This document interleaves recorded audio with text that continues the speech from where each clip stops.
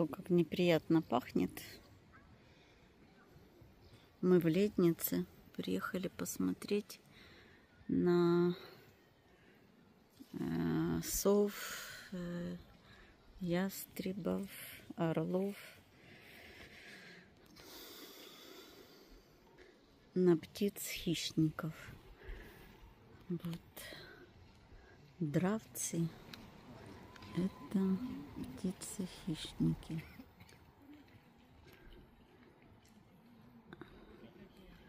Вот этот Сейферос — это представление с этими хищниками. Сейферос. Мы приехали на парковку. Автомат не работает.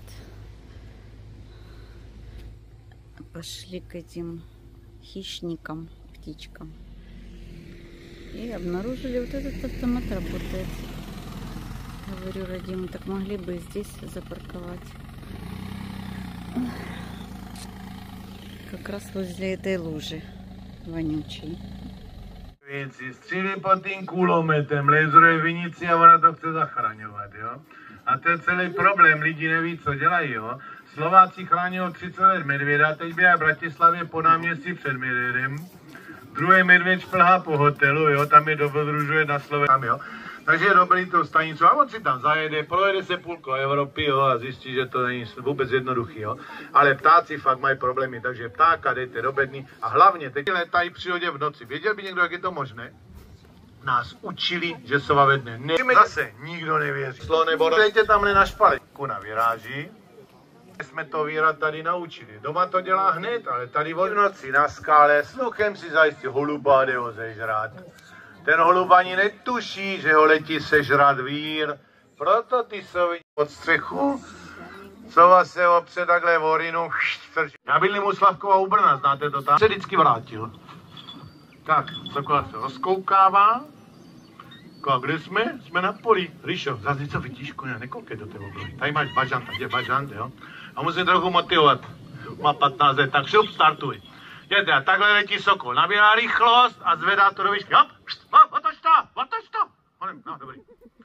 Jakmile zaletí za strom, tak už vidí město, jo. Je to letí do lesa, jo. Ty to zvedne tam někde nahoru. No a letí na tu suchou větev, nebo ne? Jo, letí. Já vám něco povím, takhle loví sokol. On totiž čeká na vyvýšeném bodě, až letí někdo okolo. Teď si představte, Německém nad údolím sedí sokol. Sledujte, jak Luňák umí nádherně lítat. Nabírá rychlost, zvedá to do výšky. Hop.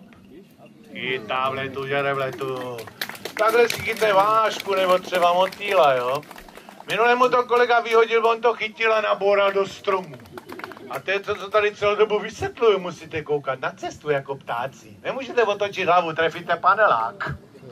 Jo, nejenom v okno. Na stromě máme Luňáka, ten na toho hada bude útočit, jo. Ty ho máš v ruce, tak je ti jasný, že bude i po tobě. Takže ti nezbyde nic jiného, než před ním utíkat tady na té lovce jak ten králík. Budeš tam uskakovat doleva, doprava. Kdyby se ti to náhodou ale nepovedlo, víš, co se může stát? Nevíš, já ti to řeknu, podívej. Drž toho hada pořádně. On totiž chce chytnout toho hada, jenom ten Luňák. Takže jedním pařátem chytne hada. Ale druhým pařátem chytne tady tu ruku, vidíš to? To je skoro stejně tlustý jak ten had, to on nepozná, ale ty jo, začne z tebe totiž stříkat krev. Asi 2 minuty to stříká, pak už je to dobrý, pak už to ani nebolí. Jdeš do toho? Náhradník. Jak se nebojíš? Jak se jmenuješ? Jak? Duško? To je jedno, já ti budu říkat oběť, jo? Takže každopádně, až ti bude nejhůř, jo, budeš tam kličkovat, uskakovat, já na tebe zavolám záhoď hada. Co ty uděláš? Zahodím ho. To ti doporučuji, neháš to mezi lidi, ale jo? Hele, vyzkoušíme to na předě. Hele, to musíme vyzkoušet, zkouška, jo? Stůj na místě, jenom stůj na místě, nikam neutíkej zatím. Až ti řeknu, jo? Jako že ten dravec na tebe letí a já na tebe křičím, záhoď hada, teď! No! Neboj, to zahodíš. Že se nestalo, že by to někdo dlouho držel. Tak, vyraz na louku, uvidíme, jestli se Luňákovi... Jo, líbíš se mu, dívej, pozor. Utíkej, nestůj, utíkej.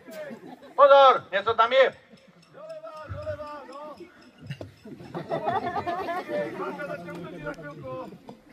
No, když mě začal zase dát dozadu. Neboj, on vydrží hodinu, kolik pí.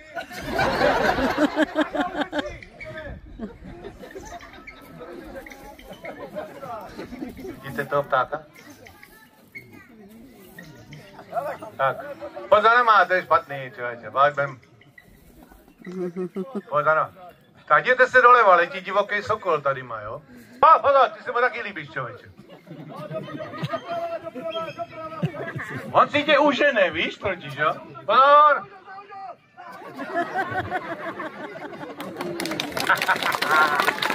Dobrý, zádo to. Dobrý, kluku. Jinak všimli si to rychlého ptáka, co letěl tady okolo? To byl sokol stěhovavý samec. Te rybu, vyplivnete žabu z televčí a prcháte rychleji. Proto to udělá, vyháže závaží. Ale čáp sleduje, jo? Je tak varý, jo? My mu to měníme, on nesmí vědět, kam mu to poletí, jo? Je tak sleduje úplně bezvadně, toto je neuvěřitelná povaha dravec, jo? Jak to stíhá úplně bez problémů, teď to bude přepadovka z vrchu, a má to. A už to drží. Tak takhle ten dravec loví, jo? Zase má podmínky, jo? Nikdy není daný vítěz. A víte, co je největší, nejkrásnější lov na světě? Královský lov, lov volavek se sokolama, jo? A když to sokol neumí, tak ho volavka zabodne ještě na obloze, jo? Normálně se přiřítí, ona velice totiž lítá přes lidi, ona to miluje přímo, jo? Tak uvidíme, co zase vymyslí. Je lepší se přikrčit, lepší v případě zalehnout, jo? Jo, to je ta, co srazila toho chlapa, jo? Tak sledujte, jo? Tady Orel startuje, letí do prostoru, kam letí? No, letí ideálně letí, jo? Pozor, pane Vacha, na toho tribunu, pozor, třeba přes rychy, přes hlavu. Dobrý. Jo, to nedá, dá. Dobrý, výborně, to je obr ten Orel, co? A váží jenom 3 kilogramy, jo? No, dobrý, prostě Ona má právě proto, že takhle loví v té přírodě, tak to je známka chytrosti a inteligence. Proto je oblíbený na celém světě. Na všech letištích hlídají tyhleti dravci letiště, jo? Protože on je fakt dobrý, dokáže lovit rychle, je chytrý, inteligentní a klidně vám letí za holubem a i do letadla, jo? Jo, potom tam jsou ještě ti kříženci, různí sokoly lovečtí. Nemusí utíkat. Statickou malou holčičku. Je, tam nám pinkli nějaký malý dítě. Nebo takhle je ještě lepší, pojď sem. Čo bože můj. Kolik má roku? 3, je dobrý, 2 leta tady byla, jo? Tam má mamince akci. Minulý pán povídal, aby si nerozbil hlavu. Tak kluci to nevydrží, to je psychologická válka. Dušen z kelímky vedle tě.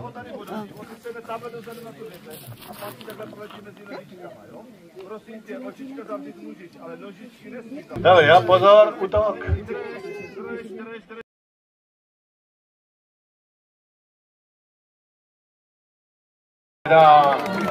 Výborně. Aničko, počkej, něco povím. Je 98. 98. 98, má to někdo? 98, nikdo, jo? To ví, jak vidíš, máš. 105.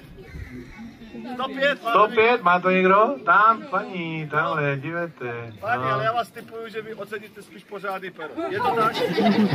Je to z Orla Bělohlavy, jo? Tak? Jinak to si vašte, to je vstupenka k indiánům a vstupenka do vězení. Tady máš domalovánky, takže to potom doma pomalu celý, jo, večer. Teď už to je všechno, vyhrál. Zdravíčku, krásno, můžeš se spapat, jo? Ahoj, můžeš jít. Ostatní, prosím tě, to není fotka, to si vyměníš pokladně za hezkou fotku potom, jo? Potom. Milan Němec na tu kartičku koukal a to jsi foto? Kupte si k tomu ještě Savignon nebo Pálavu, tam máme výbornou. A funguje to super, vy. Původní si ornitologové, jo, no moje, to je vezma věc na Pexiso, jo, jsme se naučit se dravce. Holčičko, řekni mám, dobrý, mám, jo, jasně, my víme, že zase. Holčičko, ty to potřebuješ to tričko jak sůl. Tu šínu musíš vyměnit, víš, máme tam pořádný krásný tričko, jo? Dobrý, můžeš jít, jo, potom, jo, to dejte.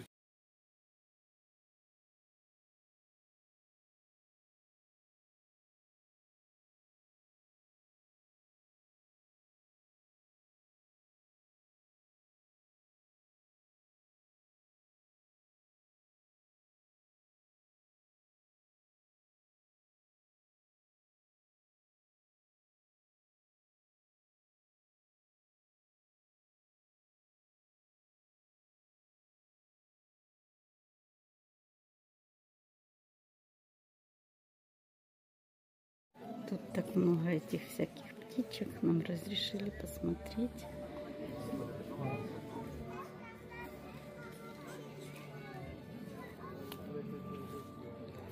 Сюда приходишь, идешь на представление.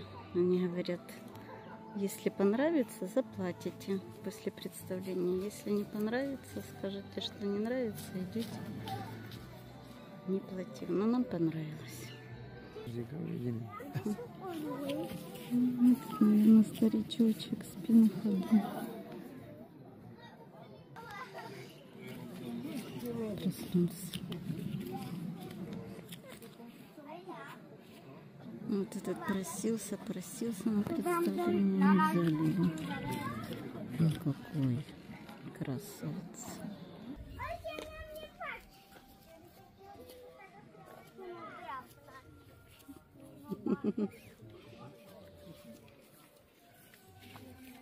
Idziemy, Beniu, dalej? Jak ja mrugam, to on mruga. Там в углу какой-то скачет. Какая?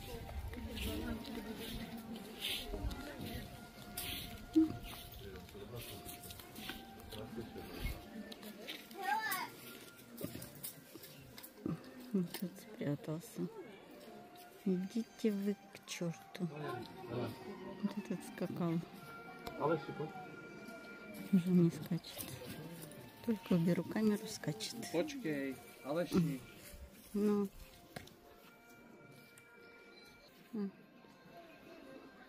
Ну. Я тебя хочу сфотографировать, как ты скачешь, а ты нет. А, молодец, молодец.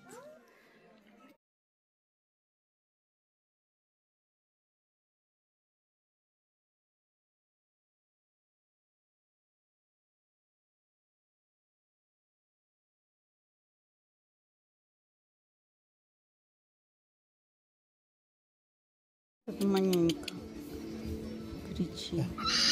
Иди, Бузина, тихой, Холёсий. Да, Владимир. А тут этот смотрит. Что ты тут? Уже не смотрит. Нам рассказывали, что они не спят, потому что боятся, чтобы их не сожрали. Ой, тут поскакал. Представление делает нам, да? Это какая красотка. Хорошенький тут тоже. Там совички. Кто-то из них возле нас летал.